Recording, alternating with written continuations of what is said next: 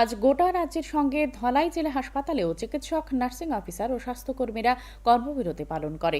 অপরাধীদের দৃষ্টান্তমূলক শাস্তি এবং স্বাস্থ্যকর্মীদের সুরক্ষার দাবি জানিয়ে বিক্ষোভ প্রদর্শন করা হয়। এর আগে জেলা হাসপাতাল প্রাঙ্গণ থেকে একটি মিছিল বিভিন্ন পথ পরিক্রমা করে।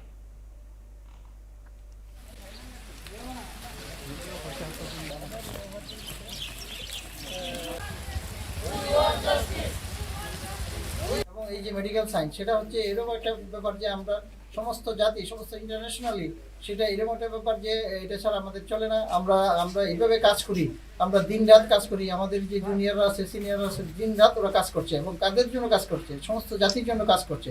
এবং তারাই যদি কর্মস্থলে তাদের যদি কোনো রকমের সেফটি নিরাপত্তা না থাকে, তাহলে আমাদের অবস্থা কোথায় গিয়ে দাঁড়ালো?